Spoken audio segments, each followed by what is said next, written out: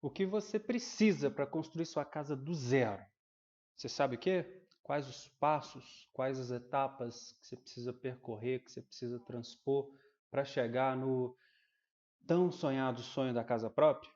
E é sobre exatamente isso que nós vamos falar aqui hoje, inclusive com uma convidada muito especial, a digníssima Xará Fernanda Vilaverde, e a gente vai falar sobre os 6 passos que você precisa transcorrer, que você precisa percorrer, na verdade, para construir a sua casa dos sonhos, para construir sua obra. Sem esses 6 passos fica complicado, né, Fernanda? Sim, sim, eu agradeço pelo convite, primeira vez por aqui, mas na verdade a gente vê que a casa própria é o grande sonho da vida das pessoas, né? É um principal investimento. E eu acho que a primeira dica que a gente pode dar é a pessoa ter uma consultoria técnica de qualidade. Ela está auxiliada por um profissional que seja capaz de tirar todas as dúvidas e ajudá-la a percorrer esse caminho longo que é ter a chave da casa própria. Tá? E antes da gente falar dessa trajetória, que talvez com a má orientação ou falta de orientação, inclusive, pode fazer com que o sonho se torne um pesadelo, né? Fala para a Sim, gente um pouquinho quem é a Fernanda, onde a Fernanda trabalha, o que a Fernanda faz. então eu sou engenheira e sou sócia da Jamila, numa empresa que está instalada em Igarapé, que é a Unificar Engenharia. Nós estamos há, acho que quase 20 anos no Já mercado, tem estudo. já. Passa depressa, né? Passa. E a gente faz projeto arquitetônico, estrutural, elétrico, hidráulico e executa obras, é, obras residenciais, comerciais, industriais. Então, ligado à construção, um pouquinho de cada coisa.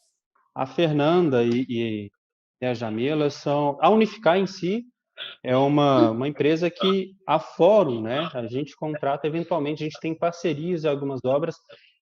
E o porquê que a gente escolhe a Unificar, né? Principalmente para projetos estruturais, elétricos, hidráulicos. Recentemente a gente fechou um, né, Fernanda? Lá para o Morado do Sol.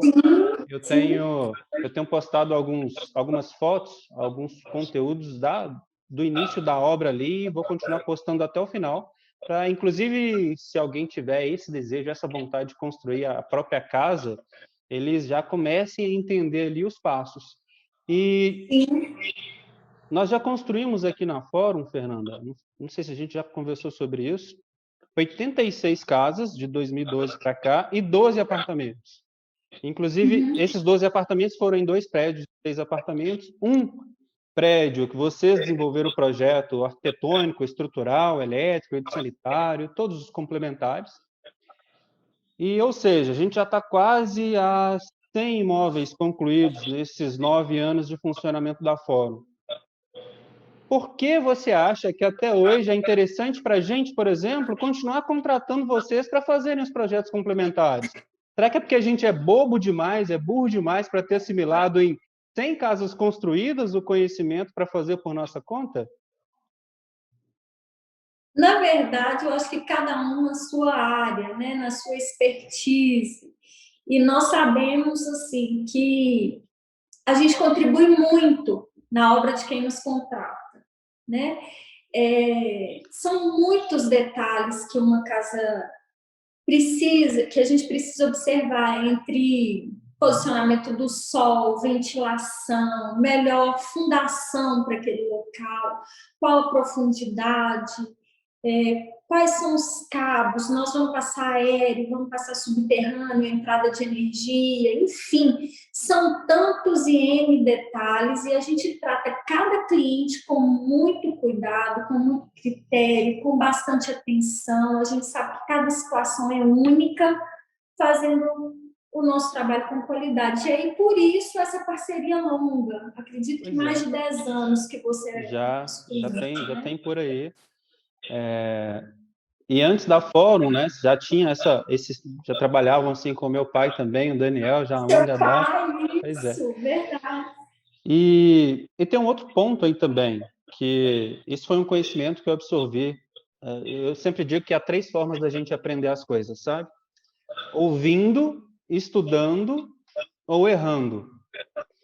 E às Sim, vezes, e óbvio, né? Pelo óbvio, errando é a que mais faz sofrer. E eu aprendi errando que uma consultoria, contratar uma equipe técnica para uma obra,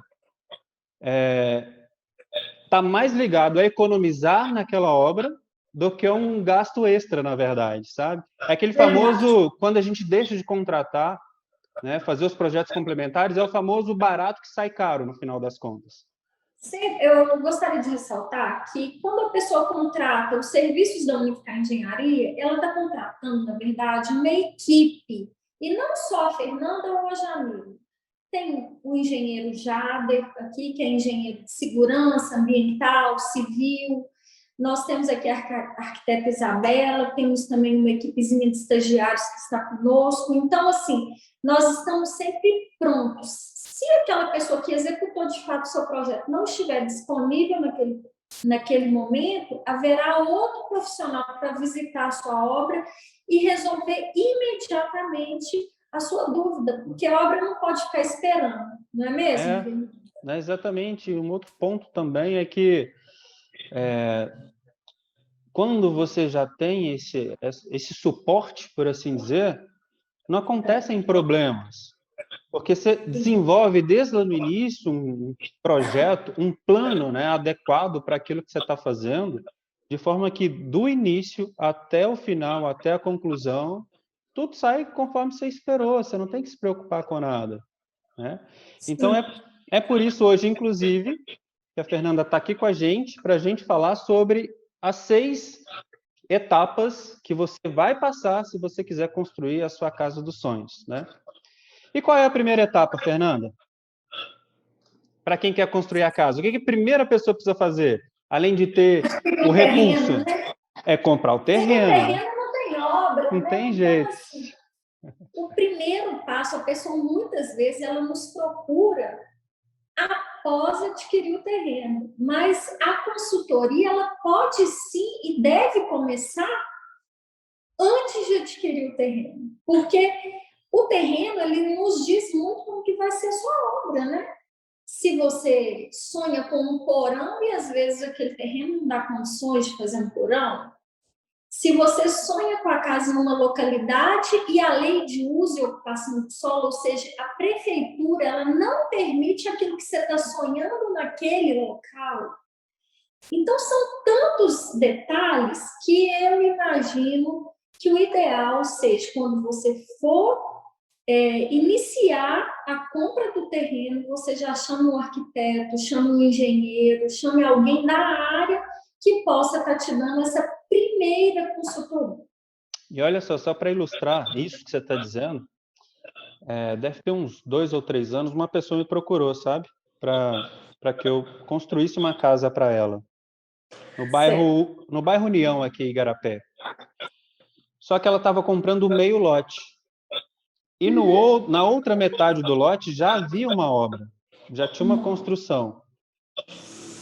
E aí, quando eu cheguei lá, a pessoa estava empolgadíssima, né? Foi lá olhar o terreno que ela estava comprando, estava empolgadíssima. E outra, ela precisava de recurso do banco para construir.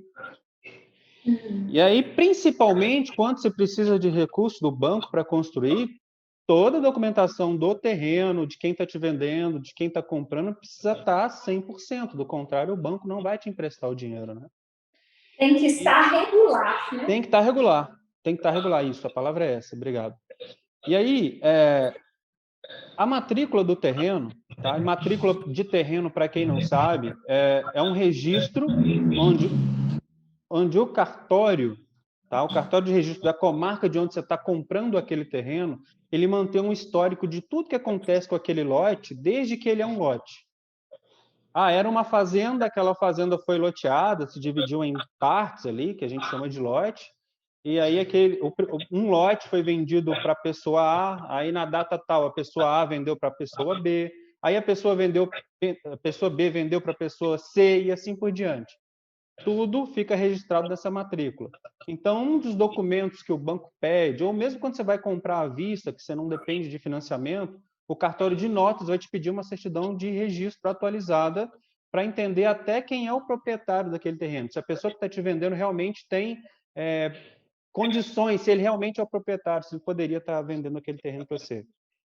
E aí eu analisei a documentação e a documentação estava certa, só que eu via que a construção que estava no outro meio lote não tinha cara de que era uma construção regular, não, sabe? Estava meio diferente, para não falar outra coisa.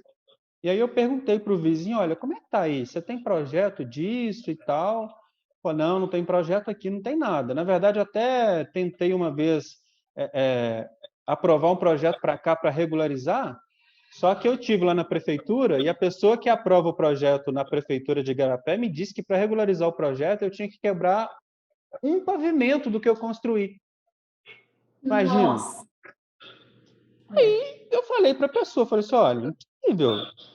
Para o que você está querendo, esse meio lote aqui não vai te atender, porque a obra que queria fazer era completamente independente, mas uma vez que a menor parcela que a gente tem de um terreno é um lote aqui na nossa região, acabam que as pessoas que constroem unidades naquele mesmo terreno se tornam meio que sócios, né? E a lei é feita para o lote todo e não para a parcela do terreno. Aí tem a coisa da área de ocupação que você citou. Sim. Se o vizinho já está ocupando, você pode falar um pouco mais sobre isso, já está ocupando lá aquele percentual, não sobra muito para a outra metade, não é isso? É verdade. Então, assim, são tantos os detalhes, né?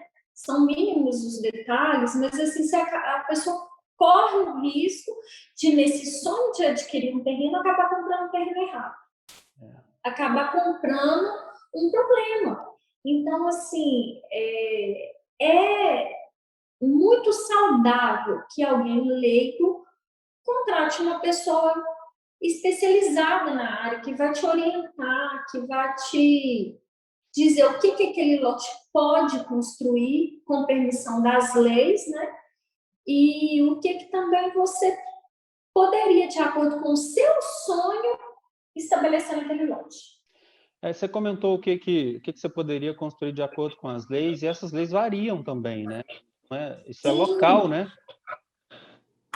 Sim, cada bairro tem o seu próprio código, né, de obras, e então de lei de uso e ocupação do solo. Então, cada bairro vai ter uma taxa de permeabilidade, uma taxa que você pode de coeficiente de construção. Então, assim, dados muito técnicos, que eu acho que até nem cabe aqui, diante assim, de um município extenso como Igarapé, e toda a nossa região, a Unificar não faz projetos só em Igarapé, faz em Betim, Contagem, toda a nossa região, São Joaquim de Bicas. Então, cada município vai ter a sua lei de uso e ocupação do solo e as suas permissões para aquele local. Por exemplo, se a área é industrial, ali não vai ser permitido construir uma casa. Se a área é residencial, ali não vai ser permitido construir uma indústria. O básico, a grosso modo, seria isso. Mas nós temos, claro, infinitos detalhes aí. Legal, Fernanda.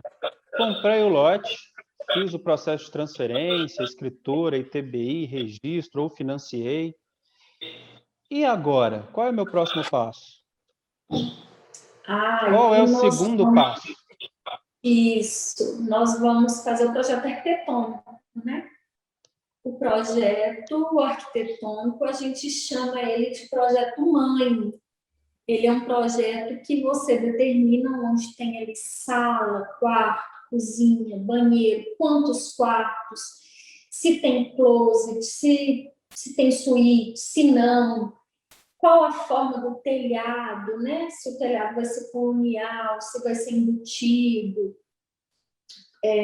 São N detalhes de novo. Então, é no projeto arquitetônico que você tira ali o sonho que está na cabeça da pessoa, traduz aquilo e bota no papel.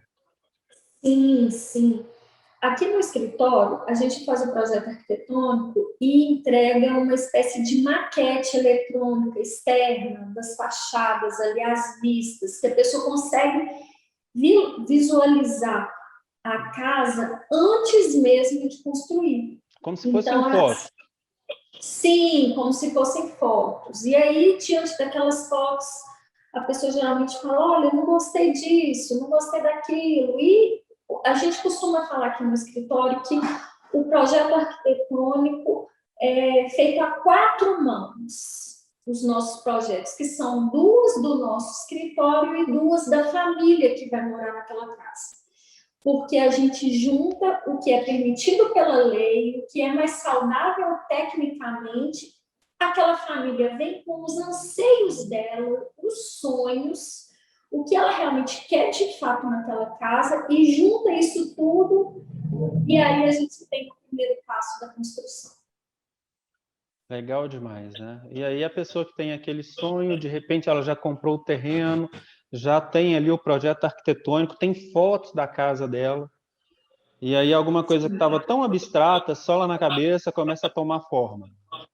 Começa a tomar forma, exatamente. E aí eu tenho o meu terreno, tenho o meu projeto arquitetônico, que foi muito bem elaborado, já tenho fotos, estou postando no Instagram fotos da minha futura casa aqui agora. Qual é o próximo passo, Fernanda? Qual é o terceiro passo? Nós temos aí projetos complementares. Mais projetos complementares. O que são os projetos complementares? Os projetos complementares, quanto maior a obra, às vezes você vai construir algo muito simples, você vai fazer só o projeto arquitetônico. Isso de fato acontece, mas nem sempre é o ideal. Os projetos complementares são aqueles Desculpa interromper. Dá um exemplo, por exemplo, de uma obra em que eu faria só o arquitetônico, mesmo que não seja o usual.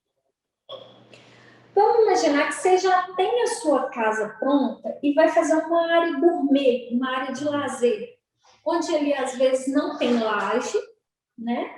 Onde ali é uma obra bem simples, talvez 30 metros quadrados, 40, algo bem pequeno, e que você vai fazer as paredes laterais, um telhado, vai fazer uma parte hidráulica, colocar uma churrasqueira e tudo. Então, isso para mim, talvez, na minha visão, seria algo que, com um projeto arquitetônico, a pessoa estaria pronta para construir. Aí ela pularia direto para o início das obras. Agora, vamos partir do pressuposto que eu, Fernando, queira construir uma casa que tenha 3 quartos, um dos quartos tem uma suíte, que também tem uma área gourmet, tem uma piscina. Quais seriam os projetos? A gente está fazendo, né? Você está fazendo o Morado Pois do é, Sol. a casa do Morado do Sol.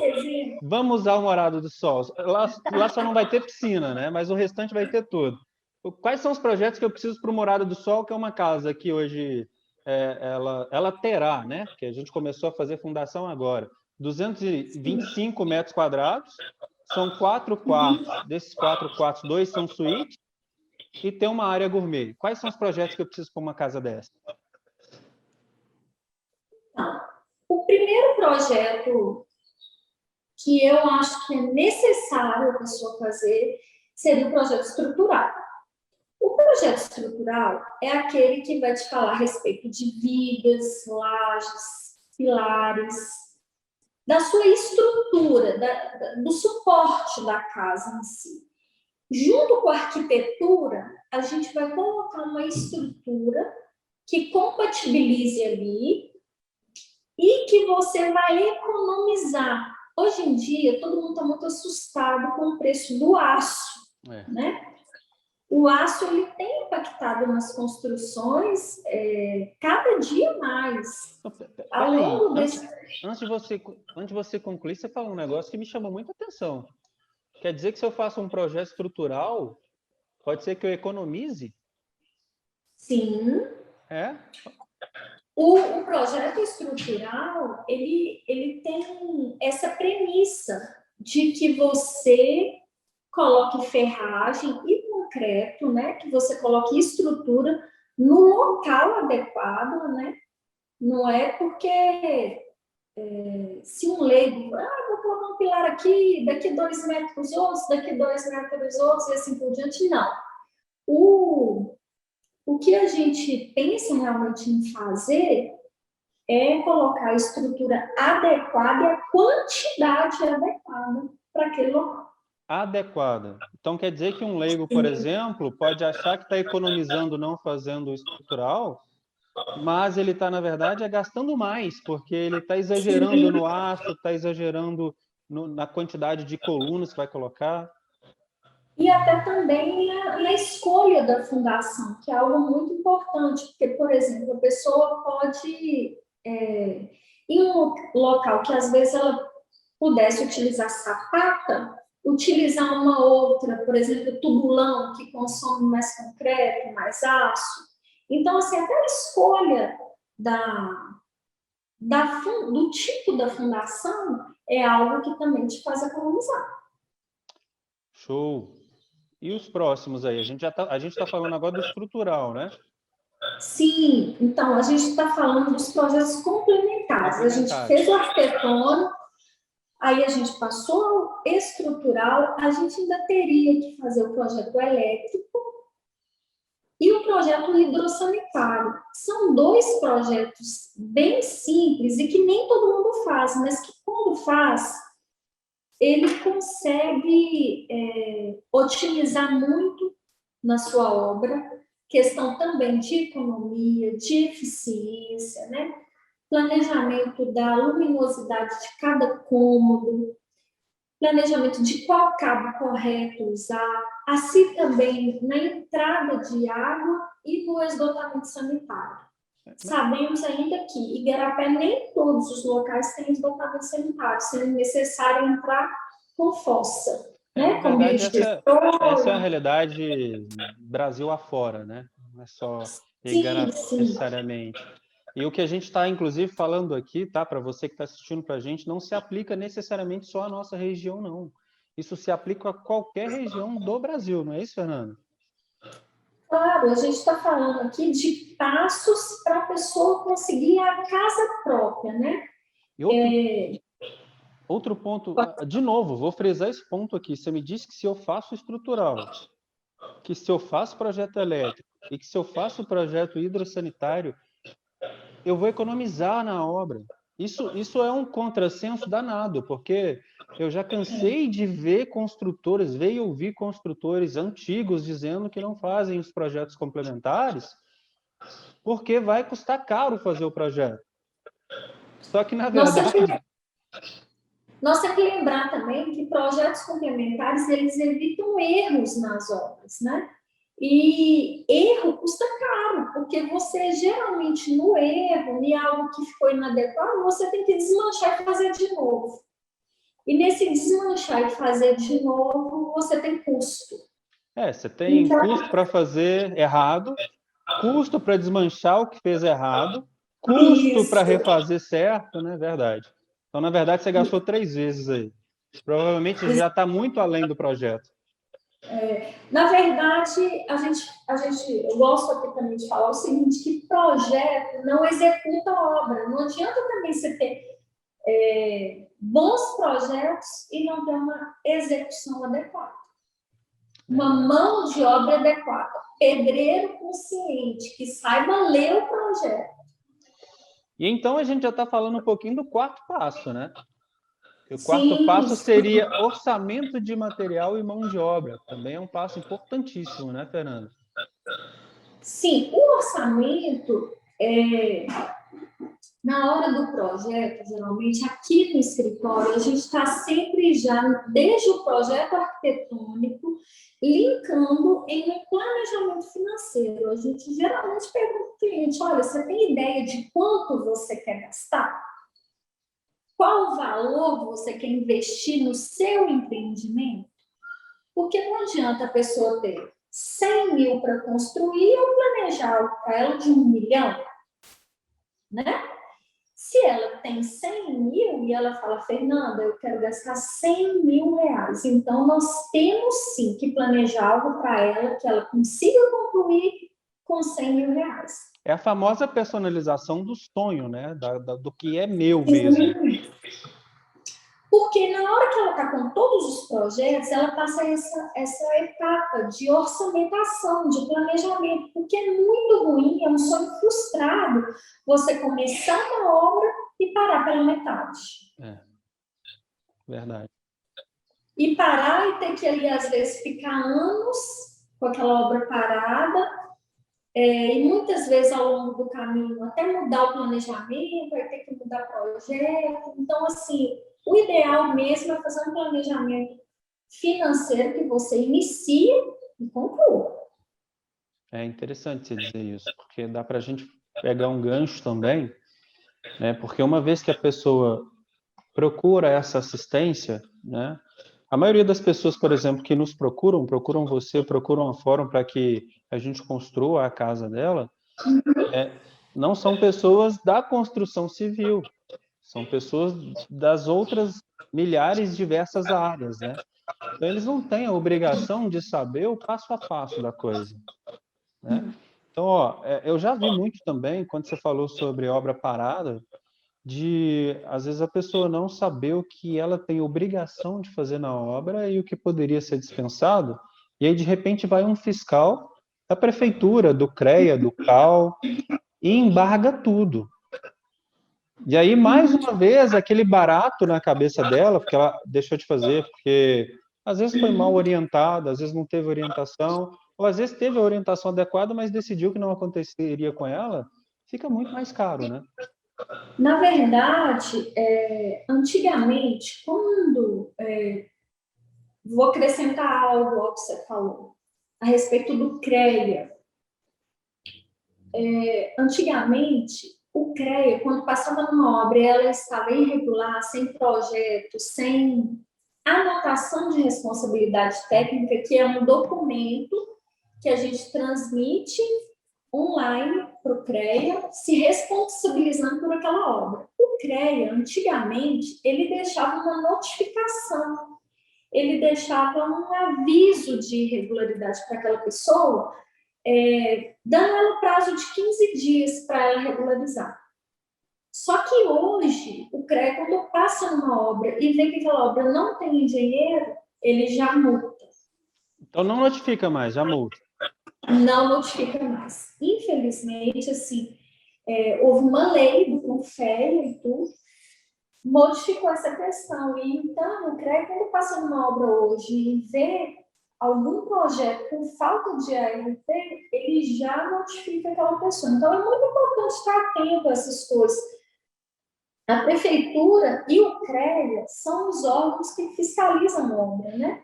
Então, assim, isoladamente, o órgão não conversa muito com a outra, mas é preciso deixar uma obra regular perante a prefeitura e perante o CREA, para você não ter problema e seguir com a obra com sucesso. Para quem não sabe o que é CREA, CREA é uma entidade, todo engenheiro civil, produção, segurança, né, Fernanda? Ele precisa ser afiliado ao CREA, Conselho Regional de Engenharia e Agronomia, CREA. E até para eles terem a autorização para exercer a função de engenheiro. Os arquitetos também têm uma entidade à parte, né, que é o CAU, né? Conselho de Arquitetura e Urbanismo, sim. Deixa eu te contar um negócio que me aconteceu em 2018. Foram uma das últimas casas que eu fiz no perfil do programa Minha Casa Minha Vida, sabe? Que é esse programa de cunho social que o governo federal libera, inclusive, subsídios para que as pessoas comprem a casa própria. Eu estava construindo um bairro em São Joaquim de Bicas. Nessa obra especificamente, quem assinou a RRT, porque nesse caso não foi uma ART, não foi um engenheiro, foi uma arquiteta. Sim. Ela assinou para mim do projeto arquitetônico, estrutural, porque eram casas pequenas, então ela poderia assinar, sabe? Sim. E aí, nós tivemos uma visita do CREA. Sim. E eram 6 casas. Eram 3 num lote, 3 no outro. 6 casas ao todo, mas 2 obras distintas. Para cada uma das obras, nós tomamos uma multa automática, como você está dizendo aí, de quase R$7 mil. Porque nós não tínhamos a ART. Então, o fiscal do CREA chegou lá na obra e falou assim, cadê a ART? Quem é o engenheiro responsável? Ah, não tem engenheiro responsável. Ah, não tem não? Tá tudo bem, então. Uma semana depois chega a multa no escritório. Eu fiquei louco aqui. Falei, como assim? R$14 mil de multa? Tá doido? O que é que você está me querendo? O que você está querendo de mim e tal? Não, eu preciso das RT. Você não tem RT. Você não tem um profissional capacitado para tomar conta da sua obra. Eu falei, calma lá. vamos respirar, porque eu tenho profissional capacitado, só que é um arquiteto. Ah, tem. Então traz para mim aqui as RRTs que eu baixo. Eu levei para eles as RRTs que tinham sido emitidas antes da vistoria.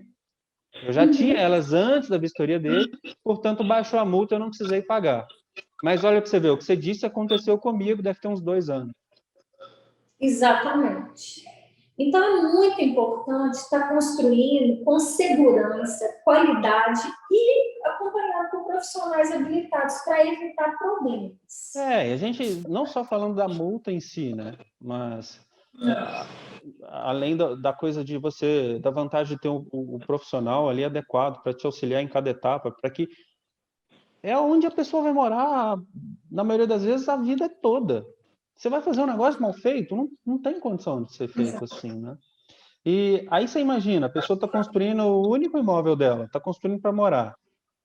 E por uma desinformação, porque não contratou alguém adequado, ou porque não pesquisou, ou alguma coisa nesse sentido, não pediu a orientação a quem deveria, toma uma multa de R$7.000. Olha que projeto que... às vezes o projeto custaria bem menos do que a multa, né? É muito importante a pessoa planejar esse investimento, né? E nessa orçamentação que a gente falou, tanto de materiais quanto mão de obra, tudo isso é observado, né? Placa de obra é um item importante. Aí a gente começava bem do comecinho mesmo, nesse orçamento, colocando padrão de água, padrão CEMIG, fechamento do lote, caso não houver muro, né? Vem com tapume, né? Aquelas placas de madeira fechando o lote. E assim, devagarzinho até a pintura, até ali chave na porta. Interessantíssimo, porque, olha, eu não sei aí na cidade de quem está assistindo a gente agora, mas aqui a gente está sofrendo um atraso gigantesco com a nossa concessionária, a empresa que fornece água para a gente, que é a Copasa. Então, no Morado do Sol, né, que é essa casa nós estamos construindo agora, levaram 2 meses para fazer a nossa ligação de água. E se a gente já não tivesse a experiência que a gente tem, o background que a gente tem, se a gente não tivesse se rodeado de pessoas que nos ajudassem nesse passo a passo, que uma obra é um passo a passo, né, Fernando? A gente deixaria para pedir essa água agora. Só que eu preciso de água para a obra. Como é que eu construo? Tem como construir sem água? Tem jeito de construir sem água. Na verdade, o que a gente faz aqui com esse bate-papo, né, com transmitindo informação às pessoas, é um trabalho também educacional, sabe, de esclarecimento, porque eu lembro você, muitos anos atrás, quando você chegava no meu escritório e falava assim, eu já estou com pedreiro na obra, você sem projeto. Rápido, sem projeto. Não, eu preciso do projeto para amanhã. Então, assim, a gente vê hoje a gente falando disso tudo, porque o do Morada do Sol mesmo foi tudo feito com tempo, né? Foi tudo planejado. Eu acredito que você também fez o planejamento financeiro. Mudou muita coisa, claro. Exatamente. Então, é muito importante que a pessoa determine aí pelo menos 6 meses, 1 ano, antes de iniciar as obras para começar todo esse planejamento. Não, é fato, né? Tipo, afinal, já tem 9 anos também, só de fórum, né, Fernando? Se não tivesse aprendido até hoje, então hoje a gente pode ensinar para as pessoas que estão fazendo. Mas acontecia demais isso que você está dizendo. Tipo, a mão de obra já estava lá contratada, o cara, o pedreiro, o servente, o encarregado recebe a dia, e aí a gente que contrata fica maluco, porque você precisa do projeto, e você precisa começar a obra, porque se o cara trabalha ou não, você tem que pagar. Aí fica inventando coisa, vamos fazer muro, vamos fazer não sei o quê. E às vezes, se eu faço muro agora, atrapalha, porque eu tenho que colocar o material dentro do lote. Só que se eu faço muro, eu tenho que deixar na rua. E aí chove, aí chorrada leva, aí eu tomo multa da prefeitura porque eu coloquei uma areia no passeio. Olha as consequências. E, na verdade, o tempo do planejamento, ele existe. Se você vai fazer ele junto com a obra, você vai perder no planejamento, porque o profissional que vai estar te atendendo não está tendo tempo nem de pensar para você. E esse é o nosso 5º e penúltimo passo, né? Definição dos prazos. A gente já falou sobre a compra do terreno, foi o passo 1. Passo 2, projeto arquitetônico, logo na sequência. Mas, ó, você vai chamar para olhar o seu terreno a pessoa que vai fazer seu projeto arquitetônico. Ela vai te Sim. auxiliar. Não adianta você comprar, por exemplo, um terreno com aclive se você quer alguma outra coisa que precisaria ser um terreno com declive, por exemplo, né, Fernanda? Ou um terreno plano, né?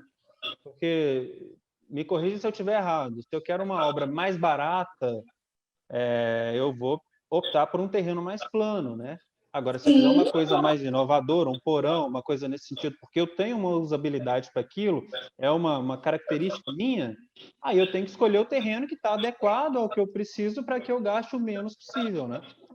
Claro, O, ter exatamente. o terceiro passo foram os projetos complementares. Projeto estrutural, projeto elétrico, hidrossanitário. Se a obra for grande demais, vai precisar de um projeto de combate a incêndio também, né, Fernanda? Projeto de Sim. canalização de gás e vários outros, né? Por fim, a gente teve o quarto passo, que foi orçamento de material e mão de obra. Não dá também, né, Fernanda, para eu chegar na rua e falar quem é pedreiro, já pego aquela pessoa e coloco para construir. Preciso de referências para colocar essa pessoa para construir meu sonho. Eu não vou entregar o meu sonho para uma pessoa sem referências nenhuma, né? Para tipo, bom, a maioria dos brasileiros deve, eu acredito, né, batalha muito para conseguir as coisas e está batalhando muito para conseguir o sonho da casa própria. Portanto, não pode entregar o seu suor, o seu esforço, as suas economias a qualquer um, né? Tem que saber quem está contratando para colocar dentro da obra. E a gente está no quinto passo agora, que são as definições dos prazos. Você acha que definindo bem os prazos, eu também consigo economizar na obra, Fernando? Claro. Só lembrando aqui que a gente está falando, às vezes a pessoa pode estar entendendo que ela tem que ter recurso próprio, mas nós ainda agora podemos entrar falando da Caixa Econômica Federal, de financiamentos bancários, né? Então, definir os prazos é extremamente importante. Tem que ter cronograma físico-financeiro, e principalmente se você for utilizar recurso caixa, porque aí, nesse momento, você vai juntar toda essa documentação e levar à Caixa Econômica. Uma das premissas para conseguir a aquisição e construção, antes da assinatura do contrato, inclusive, é o preenchimento de uma planilha que a gente chama de PIFUI, que é um cronograma físico-financeiro da obra. Você não só cronometra quando vai concluir cada etapa e o que compõe cada etapa, como nessa planilha também é um memorial descritivo que você descreve cada item que você vai usar em cada etapa. Até a marca do vaso sanitário, por exemplo, a marca das torneiras, as lâmpadas que você vai usar, o cabeamento e essas coisas todas. A obra em si, uma obra, ela consome serviços que são complementares e que são auxiliares ali do funcionamento de uma obra. Um exemplo, fácil das pessoas entenderem seria a alimentação. Vamos dizer, o cafezinho, o pão com café, o almoço e o lanche da tarde, né? Isso daí, quanto mais a obra demora, mais custo será envolvido. Então, nós teremos mais custo de alimentação, mais custo de transporte, se eu tenho equipamentos alugados, betoneira, seja qualquer outro, vigia, né? Isso tudo vai pesando o custo de uma obra também. Então, o prazo é muito importante. Você pensar nisso também para obter êxito na construção da casa própria. E também não dá para acreditar em conto de carochinha, e eu vejo isso muito, principalmente de empreiteiros que às vezes ficam tentando, né, encher os olhos de quem vai construir e prometem prazos impossíveis de cumprir. Olha, eu consigo construir sua casa em 2 meses. Ó, pode até que seja possível, mas não no modelo construtivo que a gente está aí com alvenaria, essas coisas todas. Se vai usar um modelo inovador que a gente desconhece, não vou desacreditar do cara. Mas se ele vai construir no modelo convencional, né, 2 meses para construir uma obra, dependendo da obra, é um prazo muito estreito, né, Fernanda? Sim, claro, com certeza. Uma laje, quando você a executa, uma laje maciça, o ideal é que se tire o escoramento aos 28 dias. Então, assim, só a laje, ela tem que ficar quase 30 ali em repouso, sendo curada, para você tirar o escoramento embaixo. Então, tem sim os passos corretos a serem determinados para cada tipo de obra. Ou seja, se eu faço escoramento, encho a laje com concreto ali, eu tenho que deixar aquele escoramento por 28 dias. E tem gente prometendo fazer casas com 2 meses. Pois é, tem que tomar cuidado. Tá vendo como é importante vocês prestarem atenção e nos acompanhar aqui no canal da Unificar, no canal da Fórum? Olha só. Se vocês prestarem atenção no que a gente está dizendo, esse tipo de problema não vai acontecer com vocês nunca. E a gente vai para o 6º e último passo. Você quer falar alguma coisa antes? Não, eu ia só falar aqui e ressaltar o seguinte, que é importante estar acompanhando, que nós também nos colocamos à disposição da Sociedade de Igarapé, nós estamos aí, queremos somar no seu entendimento. Show, olha, ok. E a gente já vai agora, então, Fernanda, para o 6º e último passo, que é execução e acompanhamento. Você já foi meio que chamando um passo um outro ali, super organizada, legal demais, né? Que é o que a gente já estava falando aqui, sobre execução e acompanhamento de obra. Sim, execução de obra, ela não é simplesmente chamar um pedreiro e iniciar uma obra. A gente passou agora nesse passo a passo aí em vários procedimentos que precisam ser feitos antes do início de obra. E obra não é algo fácil, né, Fernando? É algo que existe muito imprevisto, que a todo tempo você tem que estar atento, precisa de diversos N materiais. Se você for comprar um saco de cimento, nós temos aí uma infinidade de marca, uma infinidade de tipo, e assim é com a brita, com areia, com prego, né? Com tudo isso. Então, executar uma obra é um empreendimento que pode ficar mais leve com um bom auxílio, com um bom técnico do seu lado. Pois é, eu tenho dito que a dor da obra passa, se você tiver um plano adequado, se tiver planejado certinho, sabe? E o sonho da casa própria fica. Então, se tiver o plano certo, se tivesse rodeado de pessoas competentes para te auxiliar nessa busca pelo sonho da casa própria, vai dar tudo certo. Seja você que tenha recurso próprio, seja você que vai fazer a aquisição e construção, que é uma linha de financiamento da Caixa que te permite comprar o lote, mesmo que você não tenha dinheiro, permite construir sua casa dos sonhos, mesmo que você não tenha dinheiro. Legal demais, né, Fernanda? Muito bom, muito bom. Gostei muito de falar com você. Foi um prazer imenso. A gente tem uma admiração muito grande pela trajetória da Fórum. Parabenizo a você, toda a sua equipe. Eu estou sempre nas suas obras, né? Eu sei que é uma equipe comprometida com o resultado final, né? E nós estamos aqui sempre à sua disposição. Eu te agradeço demais. Espero que se aceite mais convites da gente participar disso aqui. E olha, a Fórum é o que é hoje, muito pelo suporte que você sempre deu para a gente nesse período todo, seja a Mila, a equipe da Unificar também, o Jader, incrível, né? Muito obrigado. E se eu puder ajudar em qualquer coisa, eu estou à disposição também, tá bom? Pois é, nós faremos mais, né, Fernando? Vamos fazer. Como o Fernando falou mesmo, nós vamos depois passar cada um dos itens em um novo momento, separadamente, com mais detalhes, te informando mais. E precisando de alguma coisa, estamos à sua disposição. Valeu. E antes da gente terminar por completo, se ficou alguma dúvida, se alguma explicação tiver resolvido uma dúvida e tiver surgido outra, porque é muito comum, né, Fernanda? Sim, comenta, manda um direct, manda um e-mail, manda um sinal de fumaça, que a gente vai fazer todo o possível para responder com o maior carinho do mundo. E se vocês quiserem também saber de algum outro tema, né, que a gente possa gravar algum outro conteúdo sobre um tema específico, fica à vontade para sugerir aí, tá? Se quiserem encontrar, unificar nas redes sociais, o que precisa fazer, Fernanda? @unificarweb, no Facebook, no Instagram, o nosso site é www.unificarweb.com.br, o nosso telefone 3534-5869. Legal.